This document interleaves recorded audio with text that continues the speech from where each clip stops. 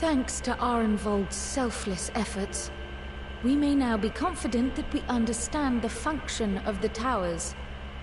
But many questions remain regarding the reason for the summonings, and what lurks behind the looming edifice in Garlemald. Until such questions are answered, we will struggle to devise an effective strategy for thwarting the Telophoroi's stated aim. Nothing less than the destruction of this star. And so, given the gravity of the situation, I move that we petition the aid of Sharlayan.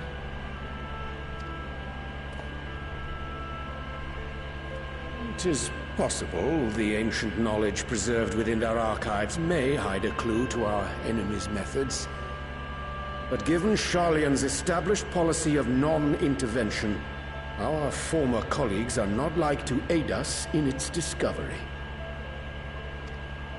Oh, I well remember what they're like. The Forum's barefaced refusal to assist you in the days prior to the calamity must rank as Sharlayan's most shameful act since the Exodus. But were the final days to be reenacted, it would spell doom for us all. Surely even they cannot turn a blind eye to that. I trust we are all of the same mind on this matter. Urgent as it seemed, I took the liberty of petitioning the Alliance for leave to act as Eorzea's emissary, and have since received their blessing. I presume your role as a student of Baldesion will carry some weight with the Forum? One can but hope. If truth be told, our organization has been a shadow of its former self ever since the disappearance of the Isle of Val. But the name does still retain some degree of prestige. I only pray it will be enough. If there are no objections, I shall depart for Sharlayan at once. But before I do, I should also mention the other matter to which I would devote some time during my stay.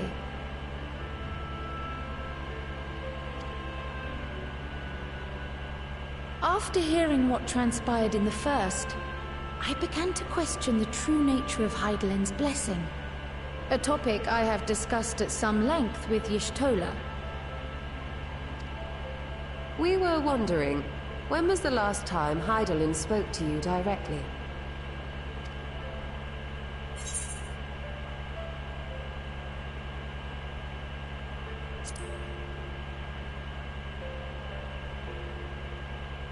When you regained her blessing, was it not?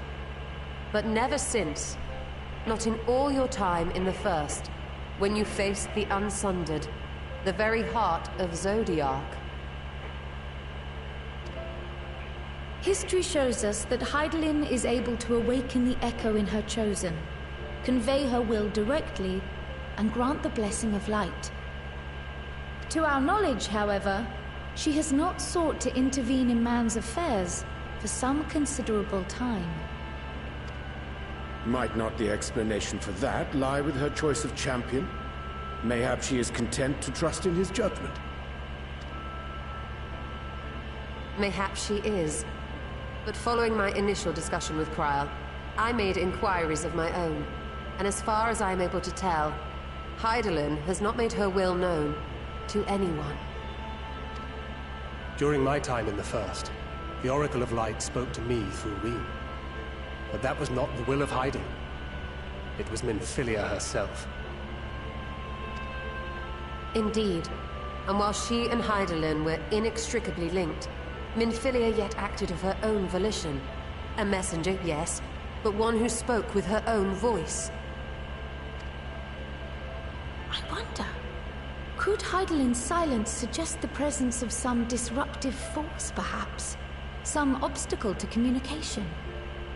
While I share Urianger's high opinion of your conduct, I see no reason why she would deny you her guidance altogether. Then again, who am I to say? The fact is, we simply don't know. But if the explanation is to be found anywhere, I can think of worse places to look than the archives of Sharlayan, and their research on the Ethereal Sea in particular.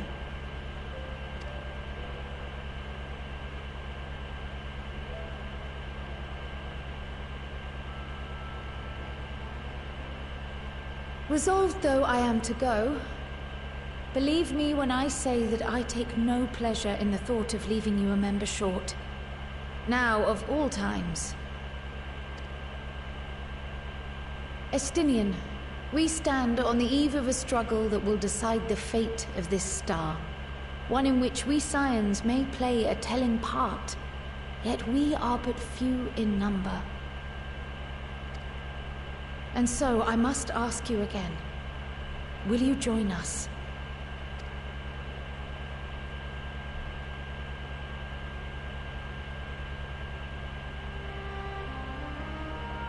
You see the world the way you want it to be.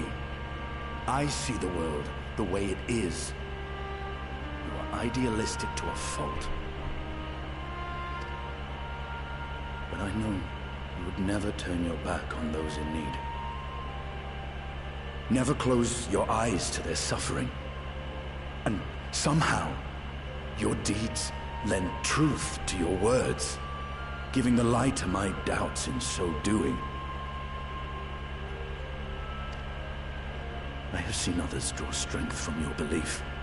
In Ishgard, in Alamigo, you inspired them to stand up and fight. To win, no less. And even when you lost those you held dear, you carried their spirit with you and made their memory your guiding light.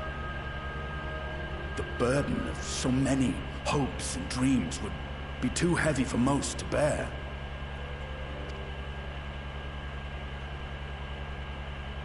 But you bear it willingly, as you have shown me. Some dreams are too important to let go. If you have need of my strength, it's yours. After all you've done, how could I refuse?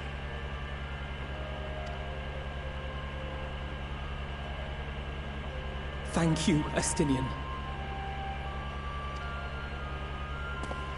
Whatever challenges await us, I shall not falter. You have my word.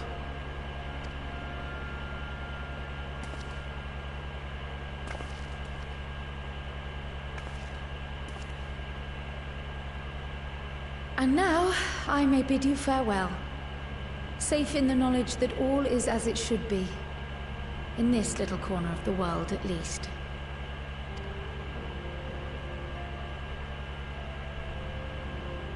You will be sorely missed.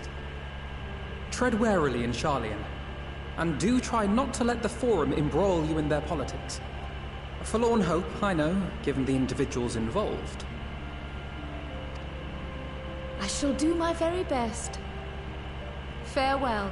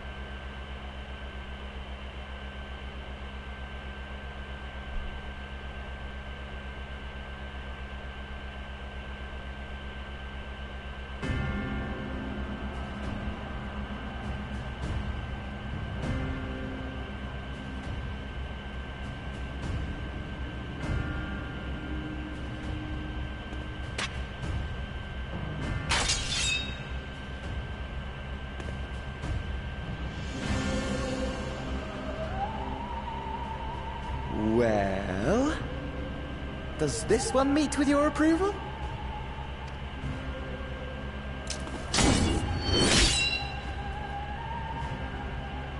Apparently not.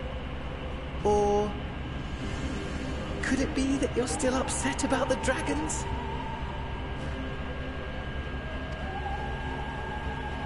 You are unwise to remind me of so costly a failure.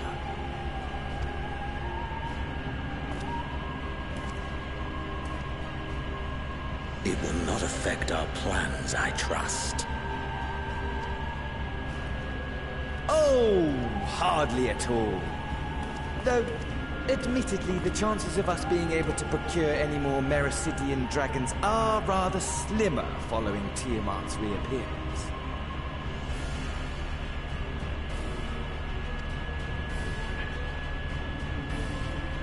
Oh, but the seeds have been sown, my lord. We have only to wait for them to quicken. Speaking of preparations, is it safe to assume that you will be ready to control you-know-what? The hour draws nigh. This nation, forged for Ascian ends, will finally prove its worth.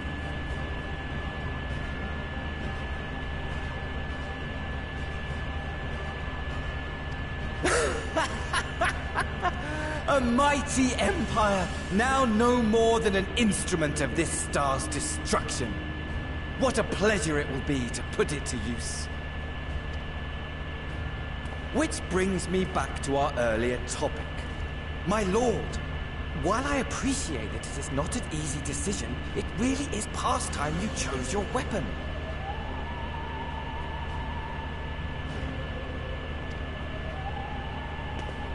There is one that I have been meaning to test.